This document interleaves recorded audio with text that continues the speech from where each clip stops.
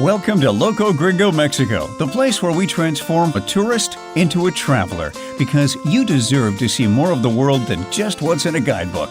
Each week, we talk with amazing locals who know the Riviera Maya and Yucatan like only a local can, and get them to share their tips and insights on the local scene, culture, and cuisine from a local's perspective. So, pour yourself a margarita, grab a comfy chair, and let's get the show going. Hi, everybody. This is Kay Walt, and I'm your host today, and I'm so glad that you're with us.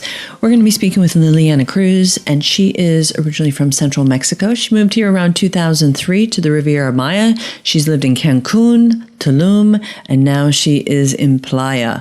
And so she has some wonderful restaurants to share with you. You're going to hear some of her favorite day trips over to Yucatan that you may want to take advantage of while you're here. And she's also going to tell us a bit about her passion for spa and wellness. She has a spa service that will actually come to you while you're here on vacation. And she also is involved with an alternative health fair that's happening in the Cancun and Playa del Carmen area this spring.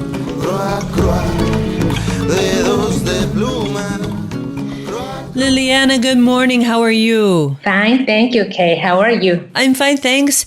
Liliana, I'm so glad you could join us today. You've got a great story. Can you tell me more about about your journey and how you wound up here in the Riviera Maya, where you're from and your background? Oh, yes, of course. I am from Mexico City, Kay, and I lived there almost all my life until I turned like 30. And my family and me decided to move to Cancun first. Is when the place where I arrived, and in that moment I work there. I have a business doing jewelry, gold jewelry. I have a little fabric, the little place to do it. And then I decided to come to work to Shelha. Like 2 years after, and I stayed working in Shelha I study business administration, and I do all the stores. I work with the store, managing the stores. But I don't know what happened, and sometimes I decide that I don't want to keep going in the business administration stuff, and I take 1 year, for me, for living in Tulum and enjoying the place, and I was there. It was really nice to connect with the beauty of Tulum, the beauty of the nature, and like some months after, someone asked me if I want to work to manage in a spa, and it say like, no, I don't want to work right now. I'm happy enjoying the life. I have a reading circle, and I was doing other stuff that I like. But they say, yes, it's just half a day, and you are really good at what you are doing, and maybe you have to check it out, no? And I went, and I started working in a spa in Tulum and managing again. And I start there all my spa services capacitation, training. And it was beautiful because I was managing a spa like for 5 years, more or less, different kinds of spas around the Riviera. And I learned a lot, and I decided to study a lot of stuff about massage, about cosmetology, about acupuncture. I am acupuncturist. I study yoga, and it's a start a new life for me, and after that, I decided to quit the spas and to open my own business, and that's why I create SpaMobil Tulum in 2007, and until now I am doing that. Until that I'm doing like spa services to the houses, and the beach houses, the guests, the hotels. And SpaMobil, it was really, really nice because we start with a team that I have. We start to doing different stuff. We start to doing like Temascat, the sweat lodge. We start to doing yoga classes and spa services, all kind of massage. We have some specialty that it's Mayan massage. And we do also alternative health, all kind of alternative health medicine for the people. And it's what we are doing. And then in 2014, I moved to Cancun. And in that moment, I cannot continue working like a SpaMobil Tulum because the people get like, what? Where is? Are you in Cancun? But it's a SpaMobil Tulum. The people do not understand what is going on, no? And I decided to change the name. And now it's SpaMobil 2211. And what I did is I separate the SpaMobil into companies. One is Love for Love, that is for the ceremonies that we have been doing all this time. That it's like wedding ceremonies, like renewal of the vows, ceremonies and birthdays and baptism, for example, that it's beautiful, all this. And the other is the SpaMobil that keeps going with the spa services. This is what I did, and since 2014 we have been doing like growing up. Now we are not just in Tulum, and we are in the Riviera Maya, working also with Playa del Carmen, Cancun, and in the 14 I opened a spa in Cancun in a hotel. But right now I'm living in Playa del Carmen. I decide that I lived many years in Tulum, and I really connect with the nature there. And I am really to the ocean, I love, and to the jungle. And when I was in Cancun, I decided that it's not my place, that I have to move back near to the nature and all this I love. I love to walk with my dogs, like in the jungle or something like that. And I decided to move to Playa del Carmen because I think that it's in the middle of both. I can work and I can manage both things, but I'm closer to the nature, and I am doing SpaMobil also, working really hard, opening more, and that's it. There's a lot of clients for Love, and this is what I'm doing right now. Now, a question for you. Do you find, and it's been interesting because I've spoken to lots of people on the podcast, and it's been said that there's something, I think, about the energy of the Riviera Maya. Certainly Tulum has some incredible energy that really kind of, it promotes a wellness, both, I think, spiritually and physically. Would you agree? Yes, I agree. Yes, I agree. And I think, I don't know, I think that the energy of the place, pull us. I don't know why, but pull us to work with that, to work with ourselves, to work with our,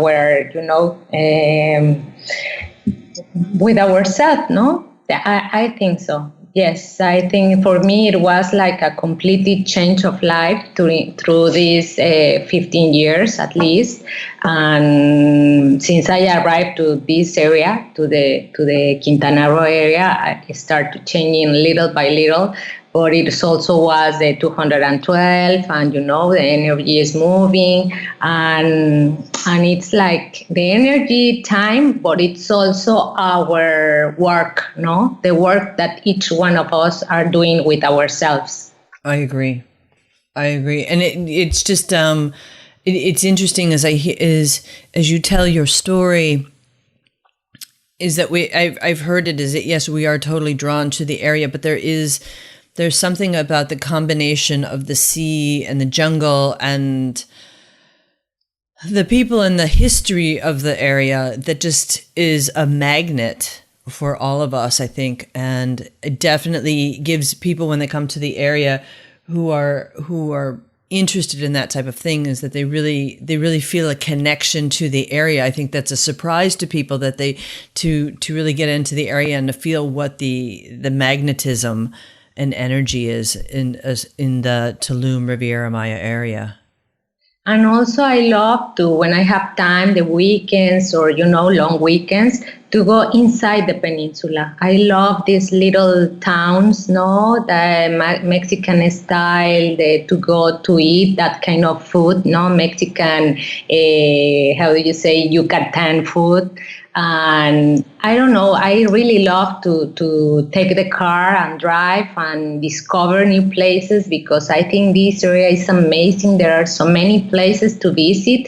There are so many places to look at, no, and discover. And I really love this area. I really love the nature and all the richness, no, of the place. What are some of your favorite places to go to in Yucatan? If you've got your time on your weekend, where are some of the favorite little pueblos or towns that you go to? I love to go to Valladolid to have lunch there and to walk in the pueblito, no, in the main plaza and the cathedral and to walk these beautiful streets like all. The same color and the streets. I love it. And I love to go to the cenotes over there, no, the different ones. And I liked Merida. I love Merida. I don't know, I feel the energy of Merida is beautiful. And I really enjoyed Merida and all the places around. And as much as I can, I try to do it. I try to do different and discover different places each time. Izamal, I think there are many places beautiful. Oh, I have to agree. I was just in Merida a couple of weeks ago, and one of the places I discovered, there was a little sign in a little pueblo for a sacred art museum. And so I stopped there on my way back to the Riviera Maya. And this museum was built in an old convent. And it had an incredible collection of religious art. Now, and some of it dates back to the Friar Landa and the conquistadors and everything. And though the history of the Spanish coming to the Yucatan back in the day is very brutal. Just amazing to see these artifacts and the richness of culture that existed back in the old days in Yucatan. Really amazing. So if you want a place to venture out to, we have a blog post about it, but I can send you all the information about finding this museum because it just opened and very few people have been there yet. Oh yes, I have to go there. And I can talk all day about the beautiful places, but I love to go to Bocapaila, to the south of Tulum. This road that it's to the south, and it's between the lagoon and the ocean. Mm-hmm. Do you know there is a beach, there is a place, and there is a lot of stuff there that it's not a really good road, but you have to be patient and just keep going, and then you arrive to a sea view that you can see both the ocean and the lagoon, and I love that place. I really love to be there and to stay there and like meditate in that place, to go to the sunset. Yeah, I love it. Yeah, the Siancan biosphere is absolutely magical. Sí, exactly. And also I like to look for virgin beaches, no? The places that there are not many people, that I can stay like really quiet, and that's it. I look around to go. So have you found it's hard to find beaches these days where there's not a lot of people? Do you have any places in particular that you would be willing to share? But, in the SpaMobil, we work a lot in all these bays next to Tulum. The Tanca and Soliman and the different places near to Akumal. And I think there are beautiful places there. Like there are houses, but there are also spaces for the beach and you can walk and it's really quiet. And I really like it.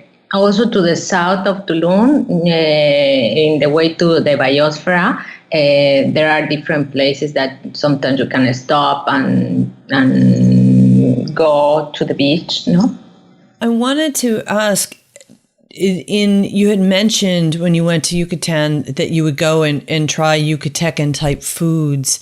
And coming from Mexico City, I mean, I know that the cuisine in Mexico City is very diverse, lots of incredible restaurants and everything.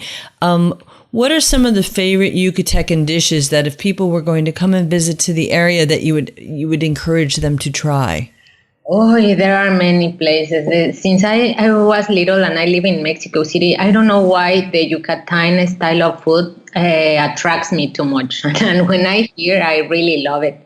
I love the panuchos, there are like tortilla with beans and some tomato and avocado and, the Mexican spicy sausage that we put, and I like the I really don't eat meat, but I like the papazules.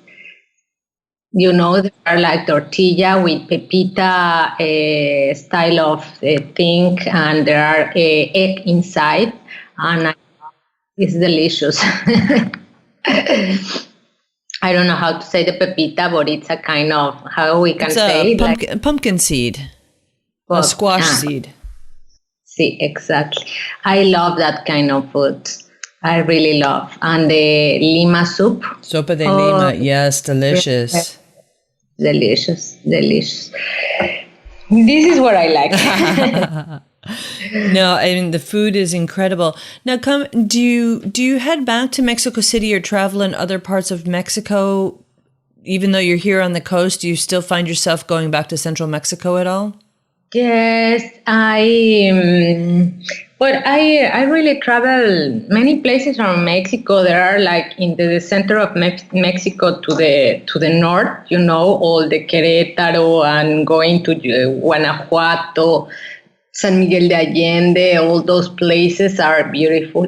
And when I was young and I was in the college, we used to go to different places around Mexico, like Avándaro and Valle de Bravo, Cuernavaca, and all those places are beautiful. I really spent a lot of time in Acapulco.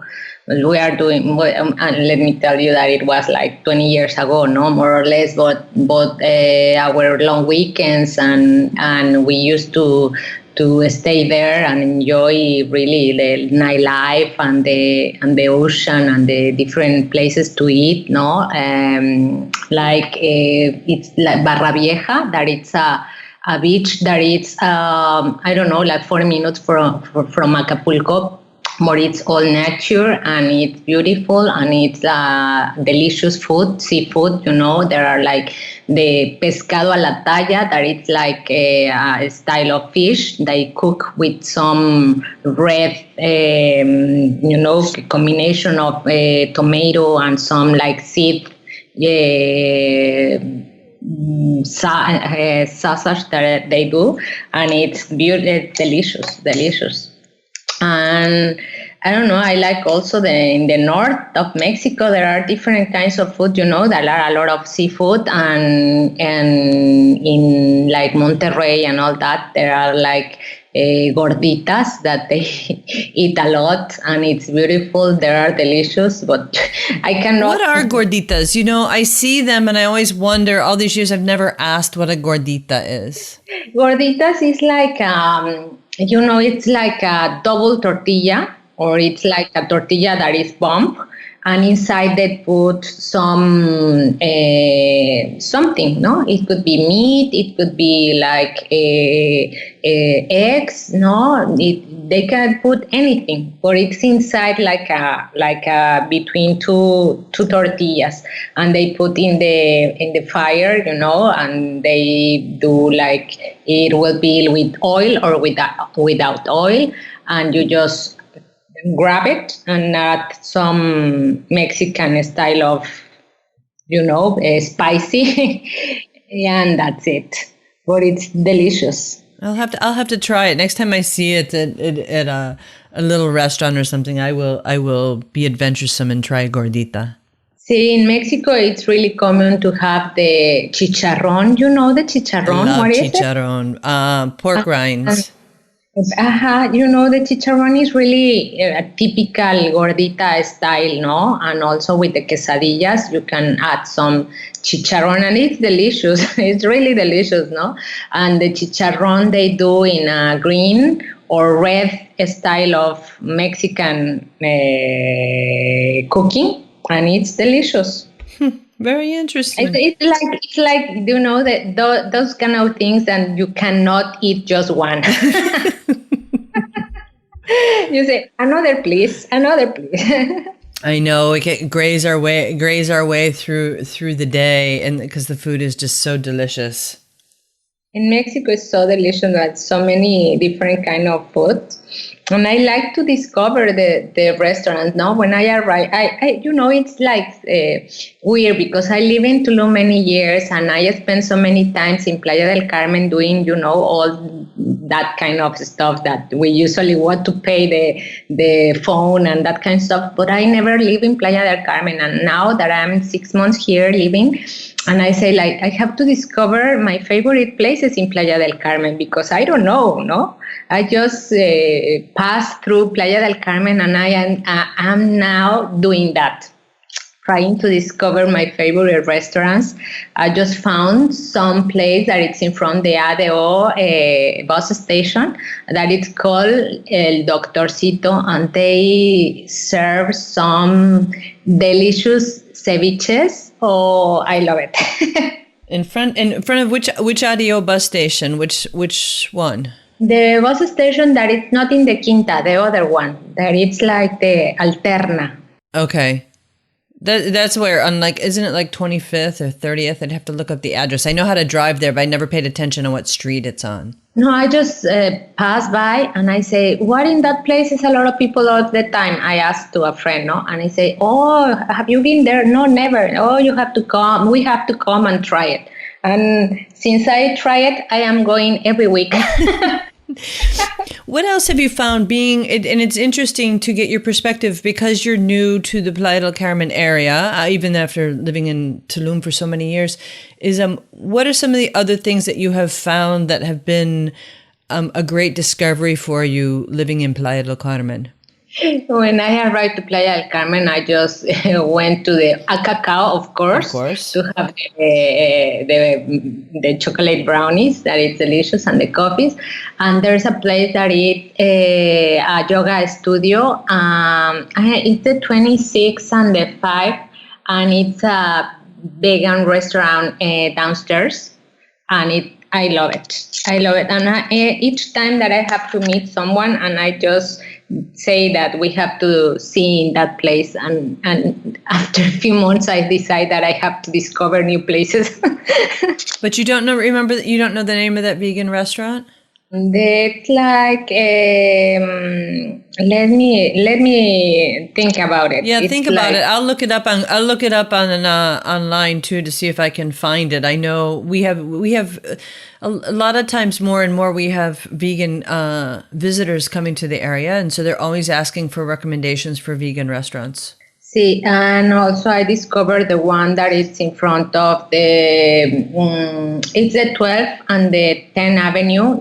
There is like a pharmacy, Del Ahorro, and it's Senda Vegana. That one, I remember the name. Okay. And it's also good. And I am in that. I'm trying to look new places.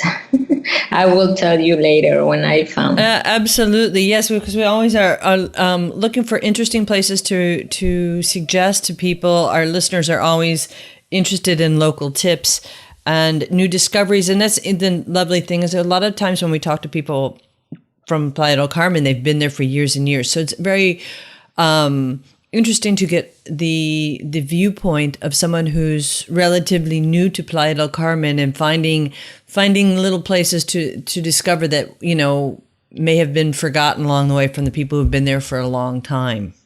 And the other one that I was telling you about, the 26th, is Bioorgánicos.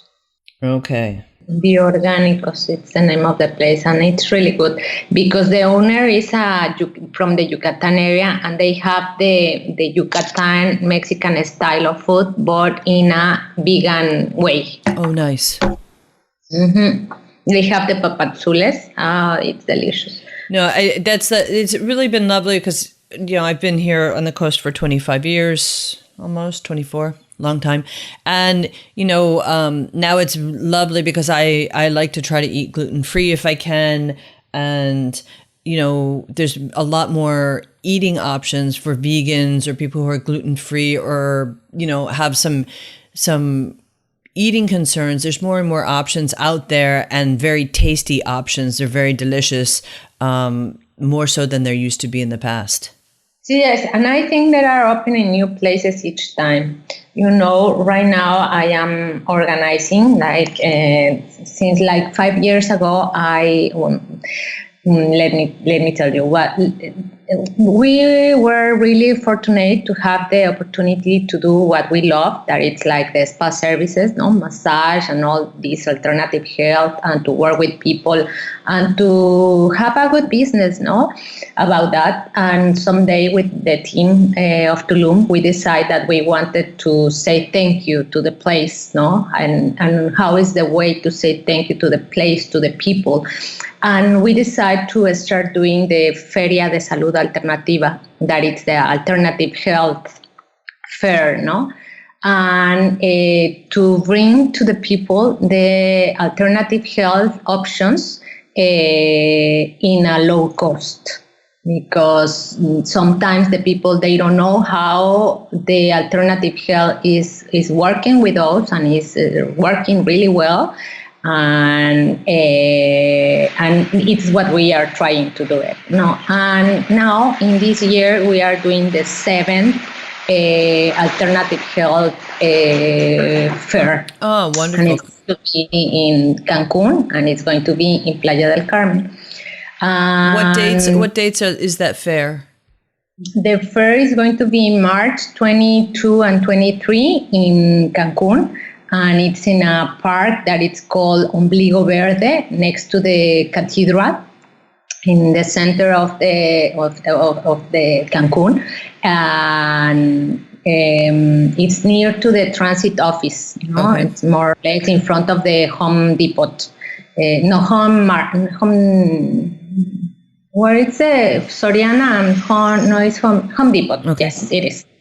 And it's a beautiful park, and it's going to be really nice because we have a conference talking about health. We have alternative health therapies working all day, Saturday and Sunday. We have group activities in teams, Mm-hmm. And we have different options of organic products to sell to the people. Very nice. We have the stands, and there are the people that they looking for sell, that we promote the services and the products. It's all the people that it's opening to the organic, to the food, to the health options, and to vegan, because we have also food stands, and there are almost all of them about vegan options. Excellent.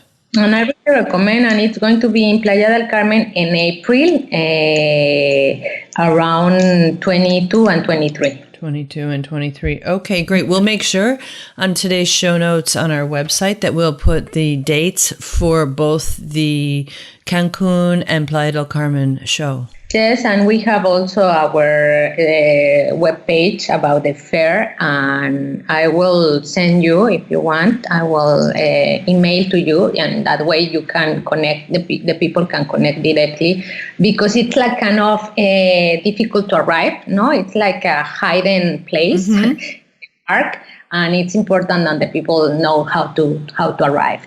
Excellent. Great. Liliana, how can people reach out to say hello to you or get more information? What's the best way to find you? I think the best way is by my phone. I think it's like the thing that I always have with me, but also by mail.